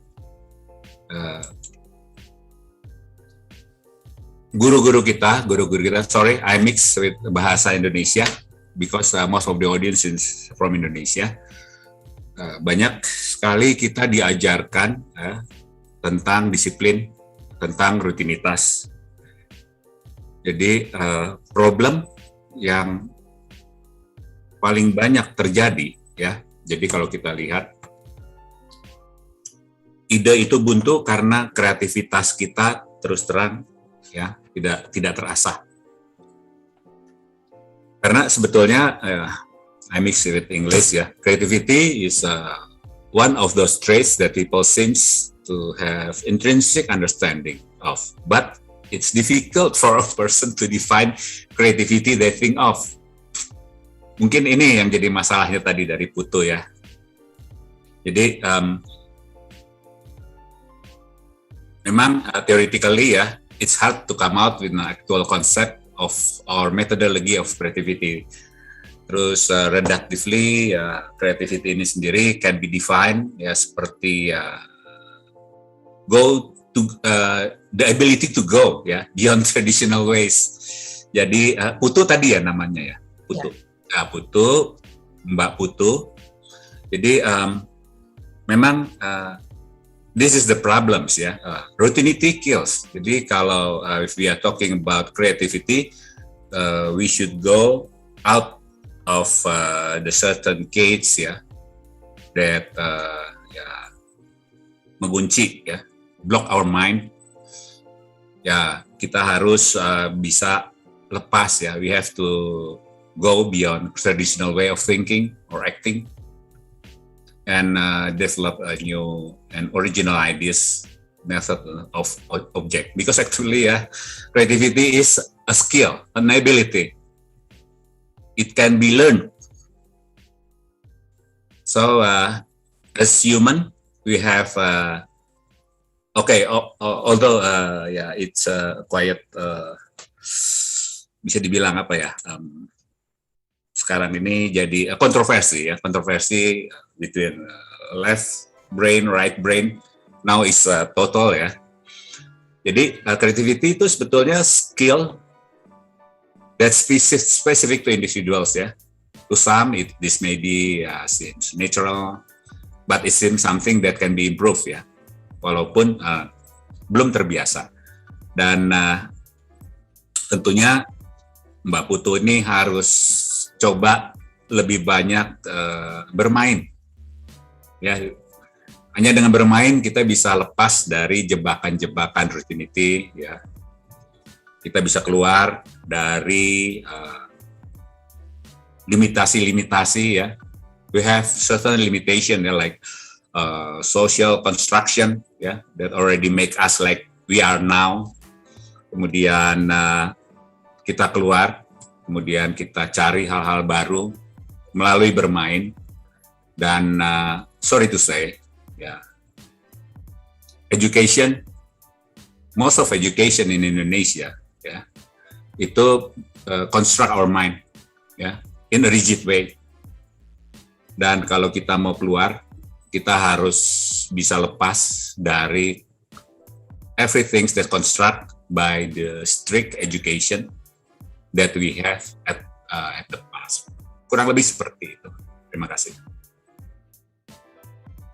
Thank you, Pak Martin, for the question. And I have one more question here, which has been written here.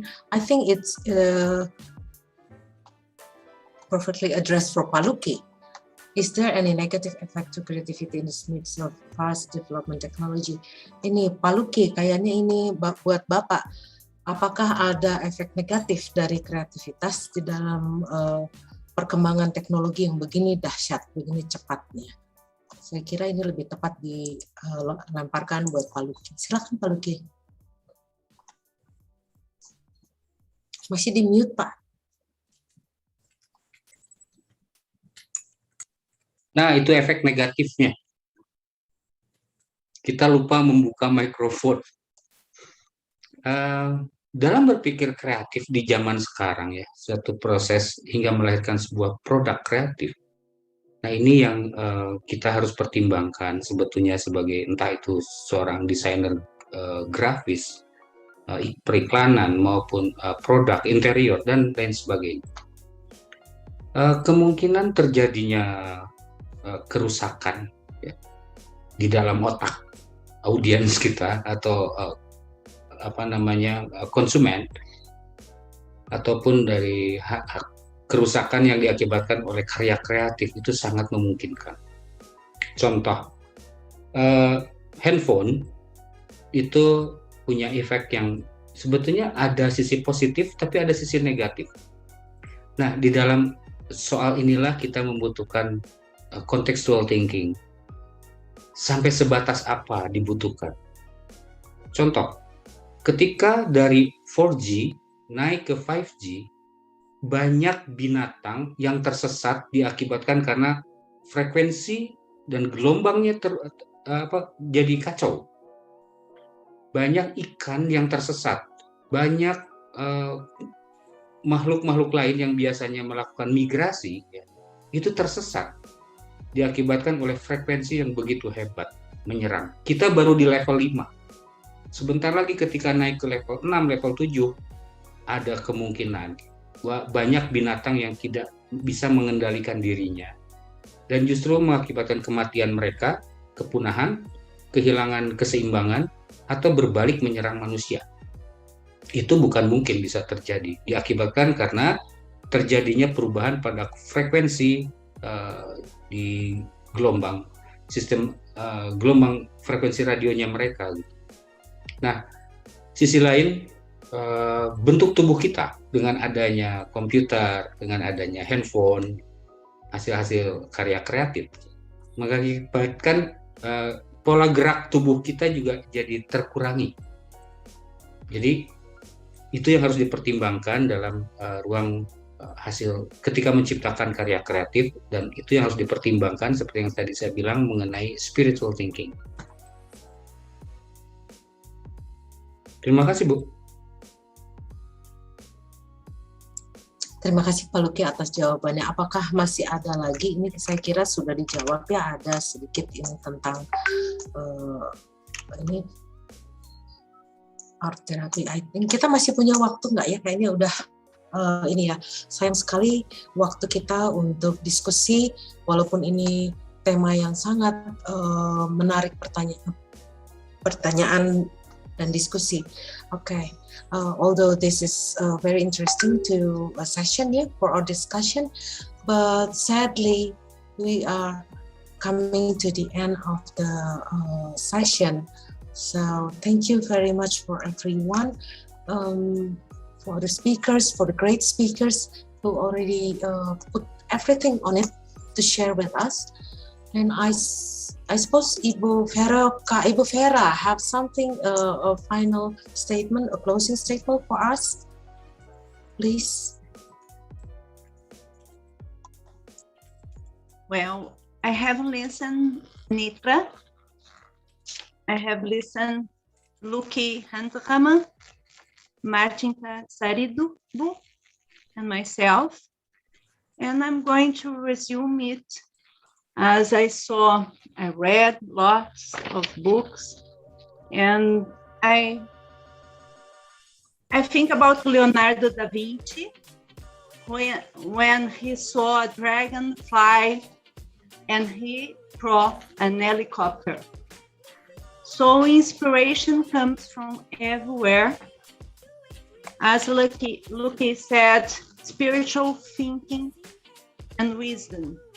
I think it's the way we see nature and how it comes to us, from the other to us and from us to the others. So when we have a block, I can draw a house. I remember another quote from José Saramago that he said, "You have to leave the island in order to see the island. Sometimes we need to get out from us and look to us." And I am very grateful for this event, because today I went out of my island and I saw my work, 30 years of work.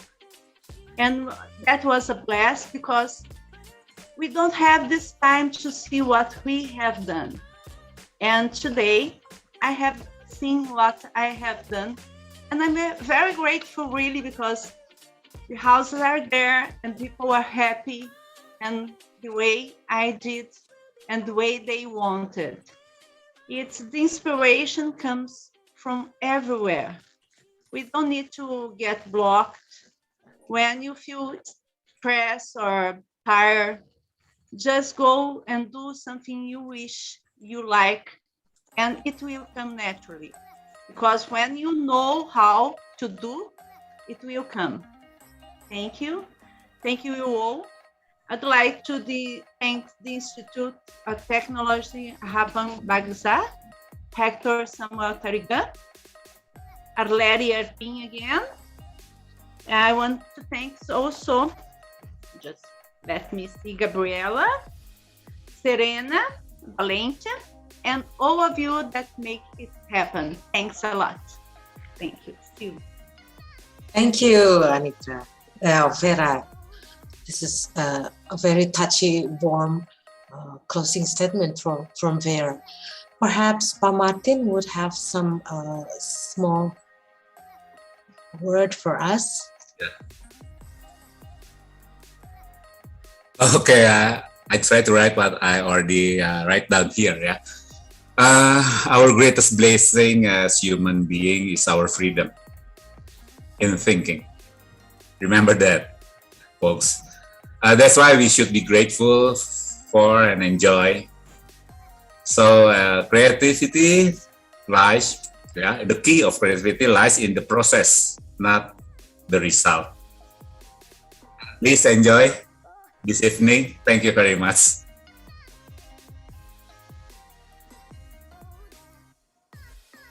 Thank you, Arleti.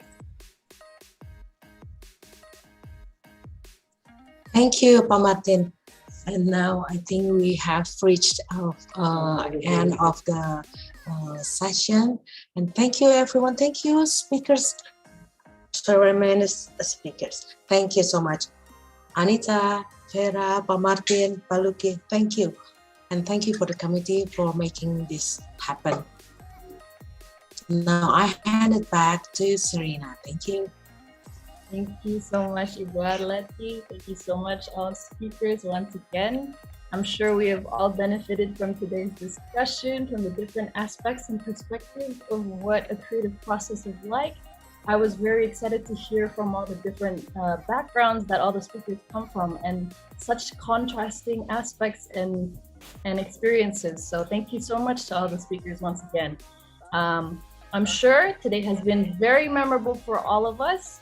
And so we can remember today, I would like to ask for all of us to take a group photo. I would like to invite everyone to turn on their cameras and put on your best smiles, take a pose, and please hold it as well as the committee member is going to take the screenshot for the multiple screens. So I would like to hand it over to Samuel, our committee member, who's going to take the picture. Thank you, Samuel. Okay, everyone, please turn on their camera and give a big smile, okay? I'm going to take a picture per slide, okay? Still smiling. Still smiling. Okay, nice. Okay. Okay, thank you, everybody. And I'm going to leave it to Serena again. Thank you, Samuel. All right. And very lastly, I would like to remind you all again for everyone to fill out a feedback form so we can hear all of your input and feedback about today's event, and so we can improve our next events. Filling out this form will also let you receive the electronic certificate, which will be sent to you a week after today's session. For guests watching through the live stream on YouTube, don't worry, you can get this electronic certificate as well. We will make available a registration form for you to fill out, so you can also receive this electronic certificate. All right. Unfortunately, we have come to the end of today's event, and I would like to thank all of the speakers, guests, and participants for attending and being such an amazing audience. Thank you, Ibu Anitra, Ibu Vera, Pa Lykke, and Pa Martinus, and all the directors who have attended as well, Pa Samuel Tarigan. Thank you so much for being here. We are so grateful to have you. On our behalf, we'd like to apologize for any misconducts. My name is Serena Arsleta, and I hope you all have a great night. Thank you, and bye-bye. Bye. Thank you, Serena. Thank you, Vera, Martin, Anitra. Thank you so much.